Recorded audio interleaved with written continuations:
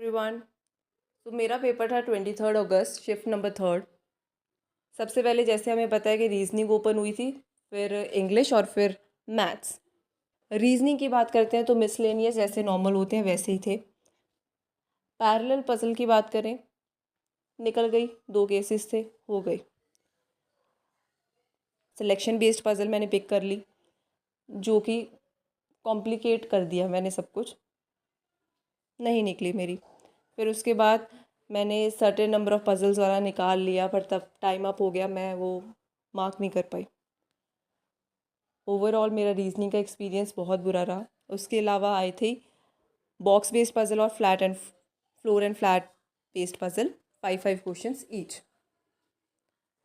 उसके बाद मैं इंग्लिश की बात करूँ तो आरसी थी चाइनीज़ प्रोडक्ट्स के ऊपर, कि किस तरीके से वो अपना बिजनेस बढ़ा रहे हैं क्वालिटी अच्छी करके।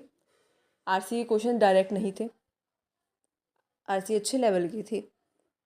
मेरे कुछ क्वेश्चंस यहाँ से ही रह गए हैं। पैरा जंबल, आप बताना क्या आपका भी यही आया, FBE DCA। फिर वर्ड स्वैप्स थे, उसमें भी थोड़ा टाइम लगा। एरर्स मुझे सिंपल लगे, सिंगल फिलर्स भी इजी थे। तो इस तरीके से इंग्लिश में मेरे अटैम्प्ट्स रहे 23। आते हैं मैथ्स की बात करते हैं। ओवरऑल शिफ्ट हमारी इजी ही थी ना, तो इसलिए मैथ्स भी इजी था, नॉर्मल था, डूएबल था। अप्रॉक्सीमेशन के 5 क्वेश्चन, क्वाड्रेटिक के 5। DI थी, जहाँ पर हमें एवरेज मेल फीमेल की वैल्यू दी थी और मेल की वैल्यू दी थी, हो गई थी। टिपिकल नॉर्मल PO क्वेश्चंस थे।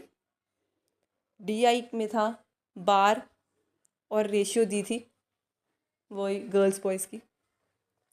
स्लेट नहीं मैं कर पाई और अर्थमेटिक भी नहीं कर पाई। तो इस तरीके से मेरे यहाँ पर 20 अटैम्प्ट्स होते हैं और ओवरऑल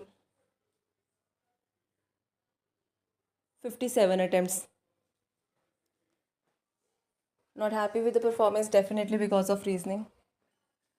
डाउट था कि रीजनिंग पर ही सब डिपेंड करता है और वहाँ पर ही रीजनिंग ने साथ नहीं दिया या मैं रीजनिंग नहीं कर पाई। ऑफ कोर्स क्वेश्चन गलत पिक हो गए definitely.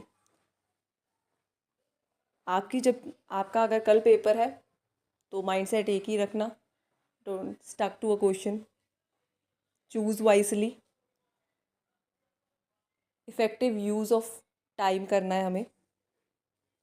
That's it, thank you. आप भी बताना अपने अटेम्प्ट्स, अगर आप इस शिफ्ट में थे, और बाकी शिफ्ट्स में भी क्या लेवल था, क्या अटेम्प्ट थे।